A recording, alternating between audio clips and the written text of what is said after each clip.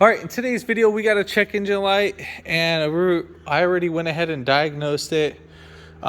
Basically, the car is running a little bit idle. It's like here and there rough. So we have a code for p0153FF. Here is the code right here, p0153. Heated oxygen sensor circuit slow response.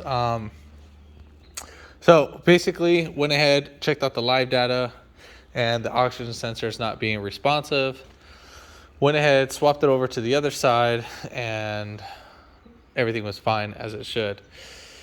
So a problem occurred. So we're going to go ahead and show you how to replace the oxygen sensor on this Sense and so forth. If you haven't already, give it a thumbs up, comment down below if you have any questions, and hit that subscribe button for more upcoming videos in the future. And we're going to go ahead and start this video right after the intro.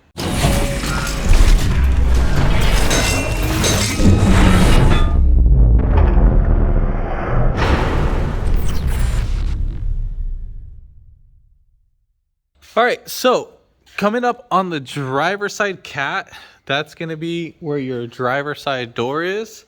So we are going to be coming right over here, and then this is our bank 2. Bank 1, bank 2. So on the left side of the transmission, when we're looking facing forward of the vehicle, it's going to be the left side. Now, this will be our bank 1 sensor 1, and then this is our bank 2. I'm sorry, bank 2 sensor 1 and bank 2 sensor 2. So we're the ones that we're going to be replacing is the one before the cat. So that's the one that we need to replace. All right, so here I have a oxygen sensor wrench. If you don't have one of these, you can actually get a 7/8 wrench or a 22 millimeter wrench. I think it's 21, sorry, 21 millimeter wrench. It's either 21 or 22. Part number for this is 27162. You can actually rent this at your auto parts store. AutoZone has these. So we're gonna go ahead and slide this on our actual sensor. Now we're going to be spinning it counterclockwise. So I'm going to be hitting my wrench this way because we're loosening the oxygen sensor. So it's lefty loosey, righty tighty. I just want to make sure you guys understand that. So we're going to be going counterclockwise. Now these guys can be on there pretty tight. So I'm using my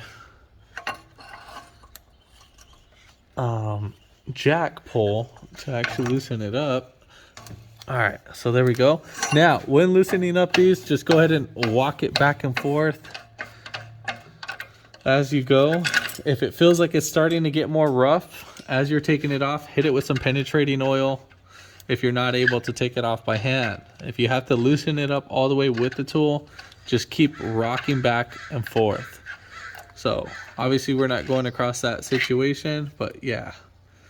All right. All right, so here's a different angle where the sensor is at. So you're just going to be getting your connector, push down this little tab, and then pull away. Should come out pretty easy. It came out pretty easy because I've already taken it out and put it back in. So, all right. Oxygen sensor. This is going to be an NTK. NTK oxygen sensor. I'll get you the part number on that. All right, so original equipment for this vehicle is NTK. Again, here's the part number that I'm using, 22060.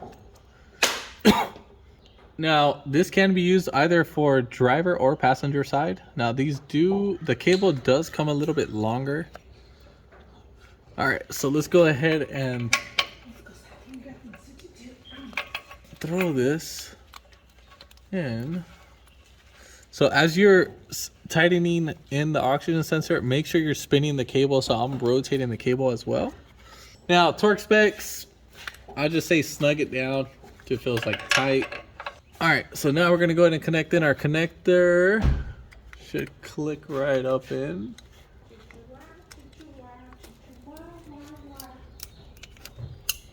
All right. And then if you wanted to, you can actually probably like zip tie the area, or you can actually zip tie the actual wire to this. I'll get that taken care of in a little bit.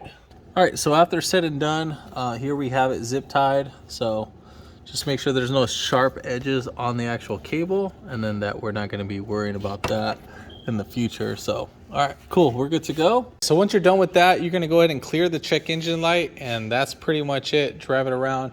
You might need to reset your fuel trims just in case. You're going to need a scanner for that, or you can disconnect the battery for about 15 minutes on that.